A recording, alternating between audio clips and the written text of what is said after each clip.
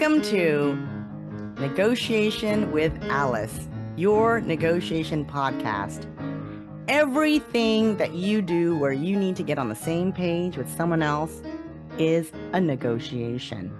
So whether you have to negotiate a contract with someone, or you simply need your boss to sign off on that program that you'd like to implement, or you want to figure out how to rebalance the chore structure in your home, or talk about what vacation you want to go on. All of these things are negotiations. So in my podcast, we go over both personal and professional conversations, which all are considered negotiation, and I will give you tips on how to come out ahead. Welcome to the show. Welcome, listeners, to another episode of Negotiation with Alice. Today, I've got my guest, Dan Burstein, here with us today. Dan, welcome. Thank you so much for having me. So I would love for you to introduce yourself, Dan, to my audiences, let them know who you work with and what you're so passionate about. Sure, thank you so much. So my name is Dan Burstein. I am a mediator and I am open with the fact that I have bipolar disorder. So I actually became a mediator because I had seen so much stigma about mental illness. And I had realized that a lot of the problems I had in my life and that my peers with mental illnesses had were not related to the symptoms of our conditions, but actually the stigma and the way people didn't know how to talk with us, or some of the inappropriate things that might happen because of stereotypes or paternalism about mental health. And so I discovered conflict resolution, and I really strongly believe in the core values of conflict resolution, which are to be impartial, so you treat everyone the same, and honor people's choices, which is very important when it comes to mental illness, because there's times where people might think, well, Dan has bipolar disorder, he can't take care of himself, I better step in with my own judgment. And so choice and impartiality are so important. But what I found was that within the dispute resolution world, a lot of mediators, mediators are just people too, a lot of negotiators, they have their own biases. And so there were things that were happening, sometimes even illegal things, where people were screening out parties who they thought may have mental health problems, or trying to guess if someone has a mental health problem and then treating them differently based on it without that person requesting it. And sometimes, guidance to just avoid getting into certain topics or discussing feelings with someone with a mental illness altogether. And it's published and it's out there. So I started doing advocacy work in addition to my mediation work to get that material changed. And I've gotten a lot of that material changed. And I've created a lot of tools to help people, both the professionals who want to do this stuff better. How do you do an intake? How do you handle challenging behaviors? How do you become accessible? How do you make sure you're not discriminating? So I do a lot of work where I give people tools for that, or I give them trainings on the professional level. And then I also do work that helps individuals who have mental health problems or their supporters know how to use conflict resolution skills to do things like overcome rejection, seek support, manage the process of asking for reasonable accommodations, which is changes to how things are done. And those are all difficult things to do because it involves sometimes disclosing that you have a mental health situation and dealing with a lot of the stigma along the way. So my work in general is about helping both professionals and just the lay people navigating life and having them use conflict resolution tools in the ways that were intended to promote choice and impartiality and remove the discrimination and prejudice and bias about mental illness. And that's basically the shorter-ish story of how I came to be and what I tend to do. Thanks, Dan, and I know that you work tirelessly, so thank you so much for the work that you do, and I know it's not always easy, which brings us to the topic at hand is how do you negotiate with people when you're concerned that they're out and about in the real world, like disparaging you behind your back to colleagues and that sort of thing. So I'd love for you, Dan, to sort of start the conversation about, what have you done and what have you experienced? Thank you. So this is a topic I've been getting more focused on lately because I've seen it coming on both ends, where there's times that I personally have found out that people are talking about me in ways that are disparaging and hurtful, and it makes me confused about how to move forward in a conflict. But there's also times that people are concerned and even accusing me of possible defamation about things that I'm saying and writing about the work they're doing, because I do this advocacy work where I contact different organizations, like the Association for Conflict Resolution is releasing new safety guidance because their old guidance had said that certain mental illnesses were likely to be violent and to screen those people. And I contacted them and said it was inappropriate, and they've worked on a whole new version.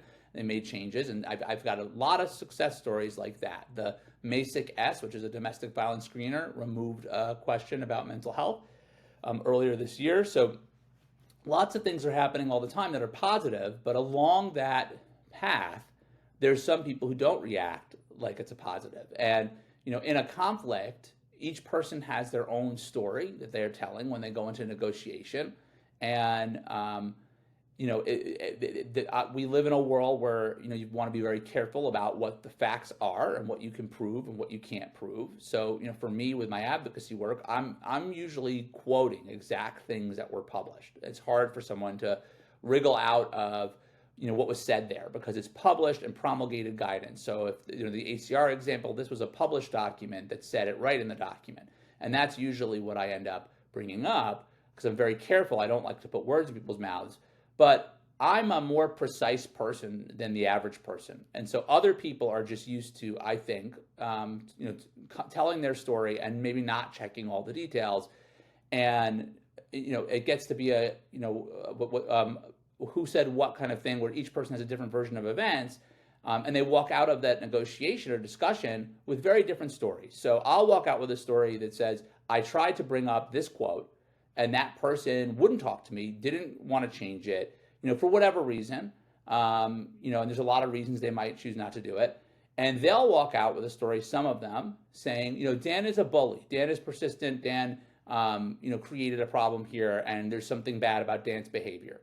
And, I have found that there have been a number of situations where I understand people feel very overwhelmed with that outreach. So they feel a lot of distress, and they remember it.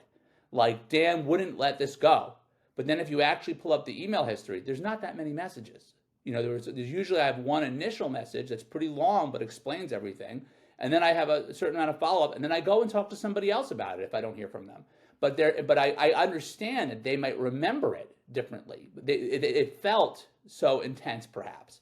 But that's not the truth if you actually look at what was going on. And it could be very damaging if someone is going around and saying something like, Dan was harassing me, Dan is stalking me, etc. Those are common stereotypes that go along with bipolar disorder. I've been hospitalized 5 times. I'm open about having been hospitalized 5 times. So if people hear Dan, who's been hospitalized 5 times, and someone starts saying, this guy wouldn't let this go and is harassing me, etc., that can be defamatory, to me, and that can be damaging, and I can't really know who's saying what. So I have those concerns that people are going to misrepresent me in that way, and I do a number of practices to protect myself from that. I'm very, very careful not to follow up with someone who didn't follow up with me and pull away, and I have all these different models for doing that. And on the other side, those people are afraid that, they already published something, right?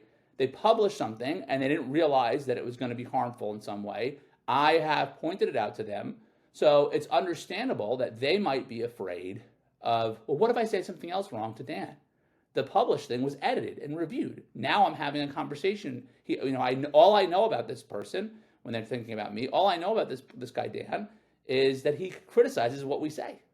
So, they may be nervous to talk as well about what am I going to say they said or did, and what if I take their words, one of the phrases that comes up too literally. What if they say, I took it too literally. So that's sort of a common dynamic I've been involved in, and I've had a number of situations, all over the place around this idea of the people in the negotiation. And so in the case I'm talking about, it's, can we fix this content, right? Can we change the content? Can I get you? I'm an advocate. Can you change it? I'll then portray you as a stigma leader. I want to celebrate the positive change. Can we make some changes, just like ACR just changed the safety guidance? And that's the negotiation. But I'm afraid that they're going to portray me as aberrant and talk about me in a disparaging way from my outreach, and because I'm different, and it's unusual just that I even contacted them. And they may be concerned that I'm going to describe them in ways of, indifferent to the fact that people with mental illness are being hurt or prejudiced or, what have you. And so this idea of the people in negotiation not being able to comfortably connect because they're afraid of what the other person's going to say has become a very big theme in my life. And I could stop there because I know I've been talking a while, but I have one more example I can share also. Sure. I have noticed, no, Dan and I are both mediators, and I've noticed that a lot of times people are not willing to come to the table to mediate because of fear.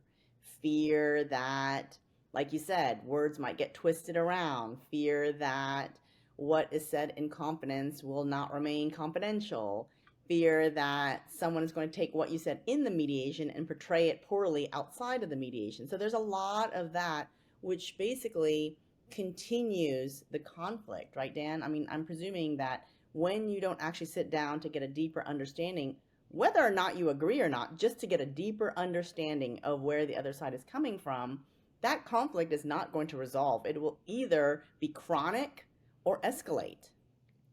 I 100% agree with that the conflicts end up escalating. And I actually, we could write a paper on this because or I at least might at some point, but there's a number of patterns of, what I call avoidance, right? Where the avoidance would lead to escalation, but you can really map it out. So there's one model that I've seen that says, oh, if you think someone has, these kinds of signs of mental impairment related to a personality disorder, you might want to have briefer communication with that person.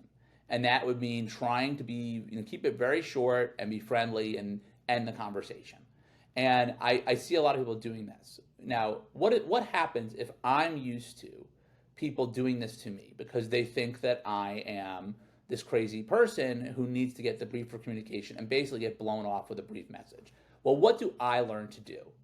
I learned to send one very long message, because I'm expecting that I may not get a second chance and that this is my only chance. So what I've learned to do as an advocate in these situations is if I, and I generally do this as a matter of course now, is I get all the information out there up front. So there's a record that I had sent it all before I got the brush off, because otherwise I'm going to, potentially look very aberrant for following up and sharing more information after being blown off. So that's one example where if someone doesn't think you're going to keep talking to them, they're going to feel like they have to get everything out, and just exhaust everything to protect themselves. Here's another thing that causes escalation.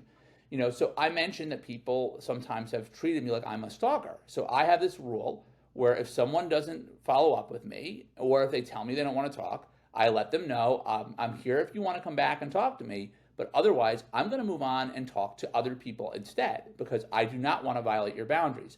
But what does that mean? I mean, that's literally like if you're on a support call, right? And you're talking to the person and you're like, I want to go to your supervisor, and they call it escalating, they're going to escalate the call. Like literally, if you end the direct line of communication, the only option the person has is to go look for support from other people. So that might mean I'm now going to speak to, in my case, my friends and family, my wife, my therapist, but I may also speak to colleagues. I may also ask for professional help because the line of communication was cut and I don't feel safe contacting you directly anymore. So inherently, you're going to end up having escalation on that front as well. And so these are a couple of examples of how I've seen as an advocate how sad it is, because I also, like you said, we're both mediators. So I am sincere when I contact someone and I say, I'd like to resolve this with you privately. I'd like to help you. I'm not just complaining. I can show you the way to edit your language so this document can be fixed and it no longer screens out people with mental illness, or, and I've done this with people. I've had a number of places update it. I said, I can do this for you. I show them, these are the people I've helped before, and we can do this. And then I would celebrate the progress and talk about you in a positive way. And that's my wish.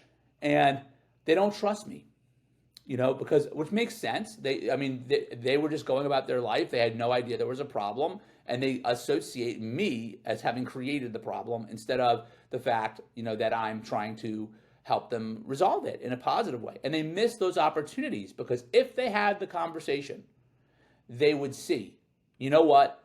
there's a way to resolve this if you show you care and we talk, that saves all that escalation.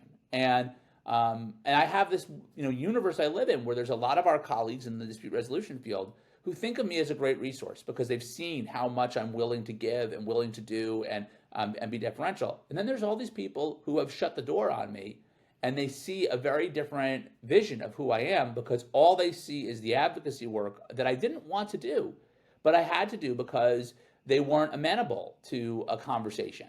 And so the only option to address the content was to go other places. And so I think it's, I think that I'm a good example of why it's important to try to find ways to do those mediations. I do also think that we need to figure out ways to make that feel safer because it's a real concern that people have that if if you think that you misspoke, why would you want to speak more, right? Wouldn't you be scared of being criticized? So I think there's a need for us to create ways to, recognize that it is a risk to do mediation. It's an emotional risk to show up in a place that you're uncomfortable, and it could put you in a worse position. It could further alienate the parties if it doesn't go well, and it could lead to the release of information that could be harmful. So I think there's ways for us to mitigate that to get more people to show up. But fundamentally, as you said, it starts from this place of well, if people have fear, what can we do to help them have a safe way and a trusted way to engage with that fear and move through it in a positive direction. So right, yeah, because you mentioned that the escalation. In your case, you end up talking to people that you trust and you tell them. But another escalation, if people have nowhere else to go and they're not being heard, like it is an innate desire of humans to feel seen and heard. Like every single one of us on this planet wants to be understood, wants to be heard. And that feeling of not being heard is so powerful that it leads a lot of people to try to litigate cases that have no real law behind it, right? There's no reason that they would end up in court, and people are trying to go that way merely because they don't feel heard.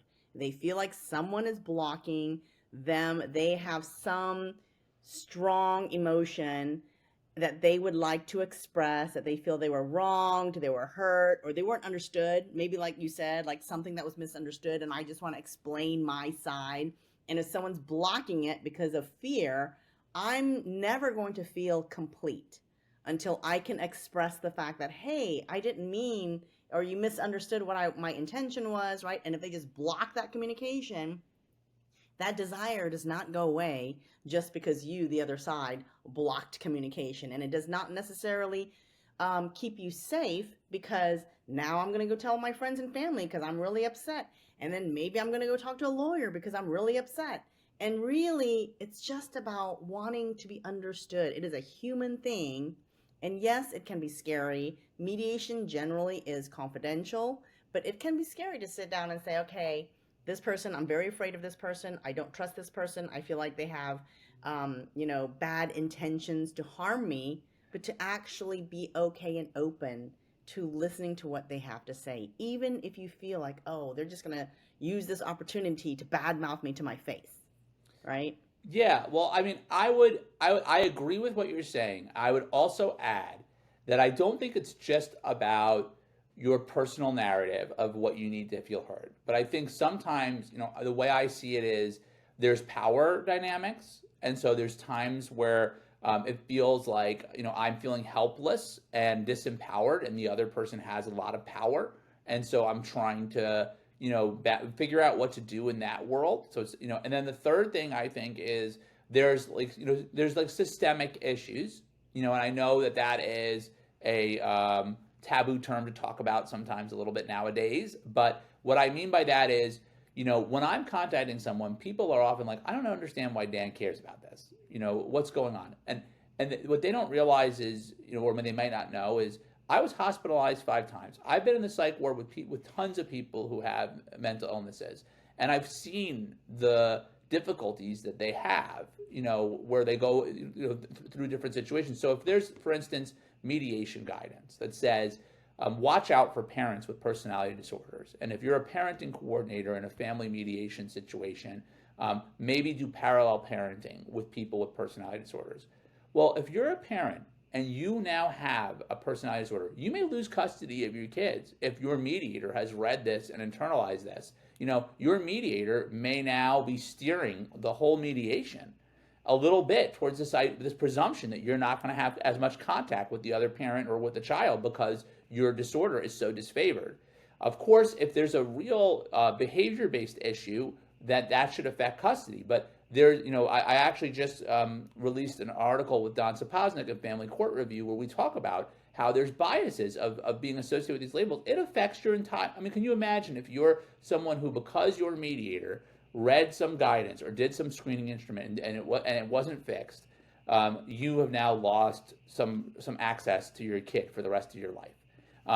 You can't, that's the reason that I care to speak up and get the guidance changed. But people make it into a personal thing. And so I don't think it's always personal. I think that there's also sometimes a bigger picture of people's ideals of just what's fair, what's just, what's right. But I do think that, you mentioned the idea of the fear that someone might have that someone's going to harm you. And I think that, when we're human beings and when we're in distress, that fear of worrying we're going to be harmed, which in the cases that we're talking about we've been talking just about emotionally, showing up or exposing ourselves to liability. It can get a little out of hand. And I have had a recent situation where I found out that some of the people that I've had these kinds of conflicts with have said that they thought I was going to fly somewhere to go harm them potentially. And it's sort of like the classic, what I imagine like a character on the Law and Order show or something, of a person with mental illness with like a stereotype that you might be dangerous. I think that there's this danger that if we don't face what our fear is, which it might be like, I'm afraid that someone's going to catch a mistake I made. I'm afraid that there's going to be bigger consequence from this, so I want to avoid this. If we don't say that, I think we're more likely to start coming up with these stories of, I'm afraid that other person's dangerous. I'm afraid that other person, could be a mentally ill, like killer type person, right? This is where people's minds can go when they don't start by saying, this is what I'm actually afraid is going to happen. And they just sort of have the feeling permeate them. And then they start reacting in a way where your perception might be a little distorted. And that is, to go full circle, that's the kind of distortion that I try to address with my work. Is a lot of people assume that someone with a mental illness is much more likely to be violent or not capable because there's all these stereotypes, and they then have bigger reactions when they hear the introduction I have that I have bipolar disorder. It changes how they talk to you, and for negotiation to go well, especially if you're a mediator, you don't want to have that kind of shift. And so I think, it really ends with begins and ends with the idea of, what are you actually afraid of? What is actually the concern? Why do you have that concern? What are your gut feelings? How can we manage all of that and create a safe process? And so, I'm sorry to keep going on and on, but I'll land it at the idea of, by starting the process by acknowledging the distress that we're feeling and thinking about ways to stabilize that, I think that is a good footing for any negotiation, and especially a negotiation where the parties who are showing up are both afraid that the other party may say something bad about them afterward. So I think that's something to name and address, and then and I'll leave it there. I think that also, there are ways to manage a mediation where, for example, you can have caucus sessions first, meaning I talk separately to one side and then talk separately to the other side prior to coming to a joint mediated session, because when you do that, you're able to at least give each party a little bit of a hint, because they don't have a lot of times they don't know what the other side is thinking when they're going in, because they've built all these walls and Right. castles and moats and everything around themselves, right? So I try to give them a sneak peek into this is where the other person's stance is. This is like what they like to talk about. It's typically a lot less scary once they hear it than everything their imagination has dreamed up until that point, right? And so it usually lowers the fear factor to at least get a little bit of a messaging from one side going to the other side to say, hey, this is sort of where their thinking is and this is how they're feeling. And usually that will lower it because they in their imagination have who knows what kind of like, crazy ideas that they've Yeah. come up with. I think that's a great place to start. Some other things that I think are important is, if they do have the fear, having some kind of plan for what would happen if it doesn't go the way they want. So I remind people this is your process. It's self-determined. What are your boundaries? Do you want to have a way to check in? You can let me know if you need a break. Either of you can take a break at any time, and then we can do separate sessions like this. Um, I also tend to recommend a guideline where I say we are a forgiving process here. Anyone might make mistakes, so if anyone ever wants to take back something they said as we're talking, you can feel free to do that. And if anyone feels uncomfortable, my job is to try to make it more comfortable, and we'll check in. So to try to set these norms that say, okay, mistakes might happen. This is what we could do about it. And discomfort might happen. And a little bit, I think it's important. People cling to words, and it's ironic because I'm quoting people in my advocacy work, so I'm obviously citing words. But I think it's important people be ready to let go of the words, and realize we're here because there's people who have goals and feelings and values, and there might be growth. Things may change, litigating exactly the words one person said or another person said, I think can become a trap where you become afraid every word you say feels like a scarier thing. Every word they say feels like a scarier thing. But maybe there's a way to, pull back. And that's why I really like saying this whole idea of, if you ever feel like you misspoke, you can take it back. Just to cue everybody to say we're not keeping a transcript here and holding you to whatever you said here. Yeah, and I also want to mention for the listeners who, not everyone knows because they spend a lot of time educating people about mediation. Mediation does not exist just for litigated cases, right? It exists for any kind of conflict that people would like to resolve with someone else if they feel like they cannot do it either on their own or they are afraid to sit there with someone else for fear that it can go poorly, right? Whether someone walks up and leaves, or it becomes physical, or it becomes a verbal altercation, any of those things, those are excellent reasons to enlist the help of a mediator because the mediator's job is to keep the space safe and comfortable for all participants so that you can be heard by the other side and get to a deeper understanding and hopefully resolve whatever conflict they've been embroiled in thus far. I completely agree with that. I'll give you one more example. I've been working because I've had estrangements in my family on a model where the family might not have any litigation going, right? There's no dispute, but maybe they want to bring in the mediator to help them work out an agreement about how to handle family time with family events.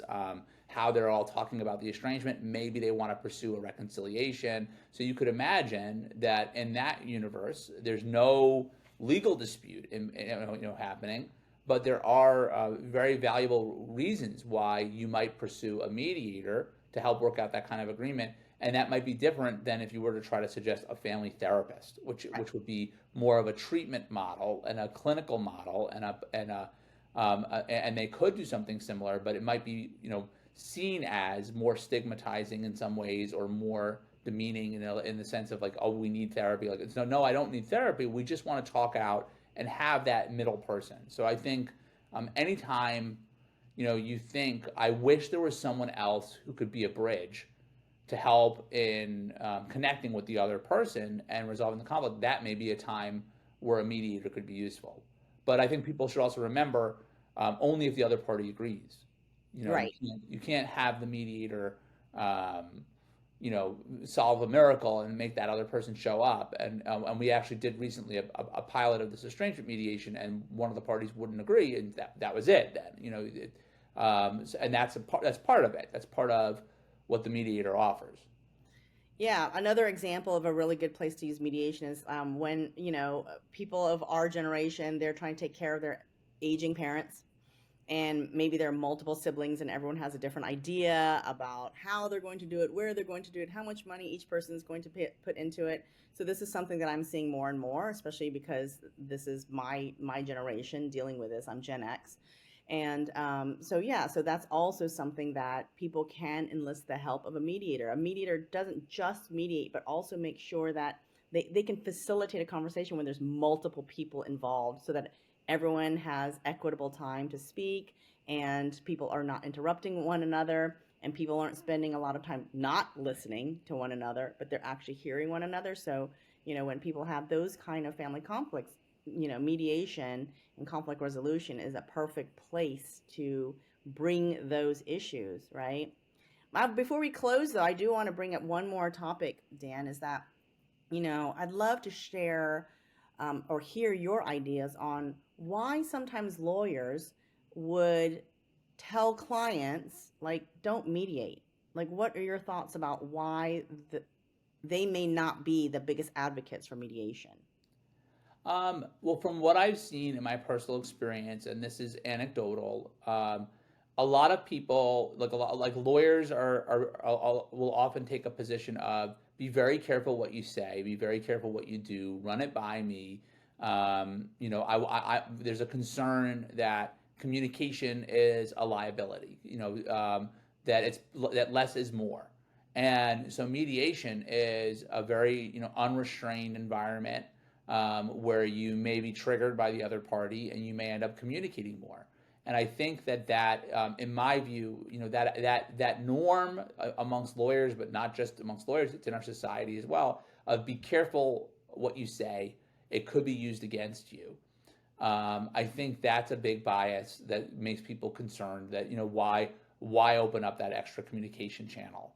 And from my view, that might be appropriate sometimes when it's me in the conflicts with people. If people did communicate with me as an advocate, my goal is to work with them to present them as as progressive and as changing the stigmatizing content, and to make changes and to do it in an easy way for them. And so I do feel like when you don't take that chance at more communication, it can put a huge amount of escalation and a huge amount of later costs later on from the dispute escalating. I think a lot of people also think, well, someone's just going to go away. They'll just, if you put up the wall, they'll go away. And so maybe that happens 9 out of 10 times. But the person who does say, you know what, I care enough about this, I'm going to find some way to address this, that becomes a more escalated situation. So, I think that's the dynamics at play there. Yeah. It's interesting because, on the one hand, it might protect you, but what it does for the conflict is it escalates the conflict, right? So then again, you're put at risk because now you have an escalated conflict, and maybe it's protracted and has been going on longer and longer, much longer than perhaps if you had resolved it earlier via mediation, right? Yeah, I think the job that we have as mediators is how do we help people feel like it really is safe? Because you can say it's safe to come to mediation, but if the person gets worked up emotionally from it, and it really haunts them, then that wasn't safe for them. Or if the stories get created within the family or at the workplace or wherever about what happened at the mediation, then that doesn't feel safe. And we as mediators, we only see people when they come, and we don't really, we're not involved in their lives after they leave. So I think it's important to recognize that it is a valid concern that showing up at mediation is a risk, and speaking can be a risk. And as much as we announce what happens here is confidential as a saying up front, that we're not enforcing that. So I think I'm not saying that to discourage mediation, but I'm saying I think mediators could make the parties feel better by saying, look, it is a risk to mediate, and here's why it's a good risk. And here's the things to think about when you decide whether you want to take a chance at communicating a little bit more fully up front with help in an environment that is not litigious, to try to have a peaceful resolution to the situation and a full resolution. Or if you want this to turn into a situation where the only option is basically an adversarial war. and one where it goes on for a long time and there's limited avenues for connecting to resolve it. And so that's why you might take the chance to do the mediation. The other thing too, where lawyers might discourage someone from mediating is because they might say, well, they don't actually have a case, so don't worry about it. But what happens is, even if they don't have a legal case that someone can sue and go to court and win, that conflict still festers, right? It's like a cancer where if you don't address it and you don't try to de-escalate it and work through it, it's still festering on and on. So it doesn't matter if you have an ongoing relationship, or you have some way that you're connected, whether it's through work or books that you've written or what have you, as long as you do not address the conflict, whether it's litigatable or not, it can continue to be a negative energy drain in your life, because that person is going to continue to try to engage with you so that they can resolve it. Yeah, and I will share something that I think about a lot, and I have not really shared. So it's a first for this podcast. But I have had a number of encounters where people seem to be guided by their lawyer's advice of whether or not a claim will move forward. So let's say a disability claim, right? So I have made a disability request. You have denied the disability request. Well, practically speaking, it's very difficult for someone to prevail in some kind of litigation about getting that disability request. So a lot of the lawyers involved may feel, pretty comfortable giving advice of just don't do it, don't worry, nothing can come of this. From the legal standpoint, because it's difficult to even find a lawyer, unless you've been fired over it, and there's real damages that you can pursue that way. I've spoken to lawyers who are like, we won't take the case because there's nothing to recover, so it's very difficult, right? So that's the legal lens, is, there's not going to be a problem here because, they don't have a claim. But I don't ever take this from the legal standpoint. In my mind, I'm thinking from the PR standpoint is how I think about it, where, yeah, I may not be able to make any money off of a legal claim about this disability request, but this is wrong, and this is not a good way to treat people. And if you look at the world we live in, where there's more communication now than there's ever been before, where people are sharing things and they'll film their experience on a flight or this or that, it's not good optics to mistreat someone with a disability.